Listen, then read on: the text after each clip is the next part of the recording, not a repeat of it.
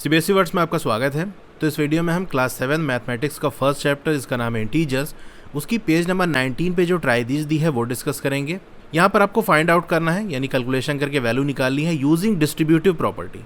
Distributive property क्या आपने पढ़ा होगा कि अगर मान लो कोई नंबर ए है, उसको मल्टीप्लाई किया जा रहा है बी प्लस सी से, तो हम इसे क्या कैसे लिख सकते हैं, एक बार ये ए हमारा बी से मल्टीप्लाई हो जाएगा यानी ए मल्टीप्लाई बाई बी, दोबारा ये ए सी से मल्टीप्लाई हो जाएगा यानी ए मल्टीप्लाई बाई सी। अब बीच में जो इनके साइन होगा, जैसे बी प्लस सी है ना, प्लस का साइन है तो प्लस का साइन यहाँ लग जाएगा, अगर माइनस होगा तो माइनस लग जाएगा। ठीक है, तो ये हमारी डिस्ट्रीब्यूटिव प्रॉपर्टी कहती है।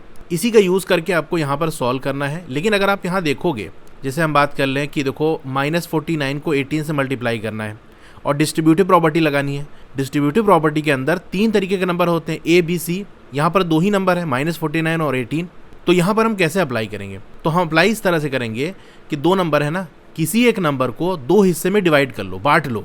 -49 के 2 टुकड़े कर लो, चाहे फिर 18 के 2 टुकड़े कर लो। ठीक है, और फिर आपको ये डिस्ट्रीब्यूटिव प्रॉपर्टी लगा के सॉल्व करना है। कभी कभी आपको ऐसे से इस तरह बनाना पड़ेगा तो आपको सॉल्व करना ईजी हो जाएगा, कभी कभी ऐसे दिया होगा लेकिन ऐसे डिफिकल्ट होगा, आपको इस तरह से बनाकर सॉल्व करना होगा। ठीक है, चलिए हम करेंगे तो ये चीज़ ज़्यादा आपको क्लियर होगी। जैसे हम पहला ही इसका ले लेते हैं कि हम सॉल्व करेंगे -49 मल्टीप्लाई बाई 18, इसको सॉल्व करना है। चाहे -49 के 2 टुकड़े कर लो, चाहे 18 के। जैसे मान लो हम 18 के कर लेते हैं, तो हम कैसे करेंगे, जैसे 2 डिजिट नंबर है ना, तो यहाँ पर हम क्या करेंगे, 10 के गैप पे जो नंबर्स हैं वो किसके करीब आ रहा है। कहने का मतलब ये है कि 0 से स्टार्ट करके 10 के गैप पे हम नंबर लिखें तो कौन से आएंगे, 0 हो गया, 10 हो गया, 20 हो गया, 30, 40, 50, 60, इस तरह से हम लिखते चले जाएंगे। तो 18 बताओ कहाँ आएगा, 18 हमारा 10 और 20 के बीच में आता है। अब किससे करीब है, 10 से करीब है या 20 से करीब है। अब कहोगे 20 से करीब है तो हम इसे 20 बना लेंगे, यानी हम इसे ऐसे लिखेंगे कि ये -49 तो हमारा ऐसे ही रहेगा, मल्टीप्लाई बाई इस 18 को हम क्या लिख सकते हैं, 20 - 2 लिख सकते हैं।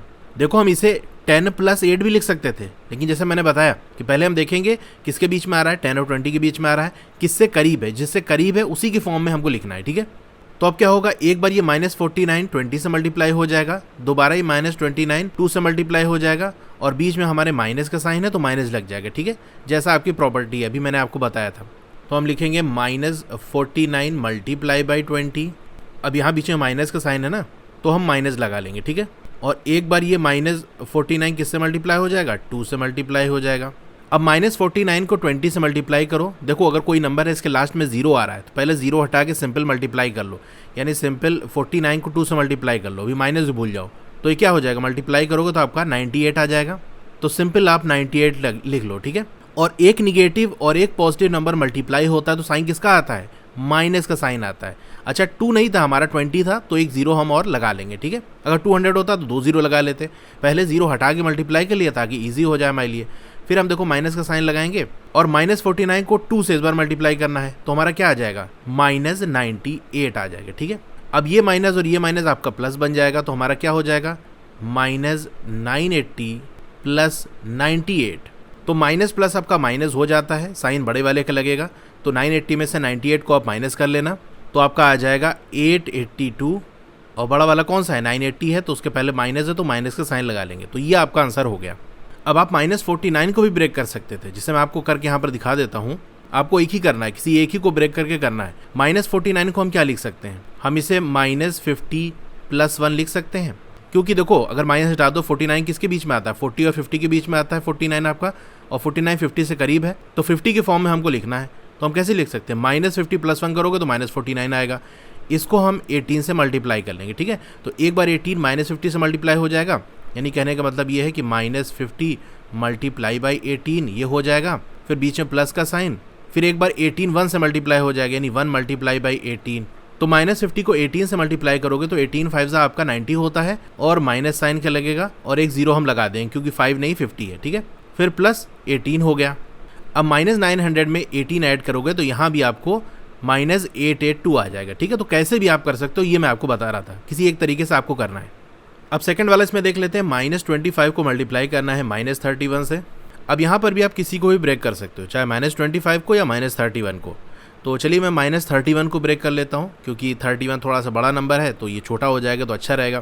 तो -31 है, अभी माइनस का भूल जाओ, 31 की बात करूँ मैं तो बताओ किसके किसके बीच में आएगा।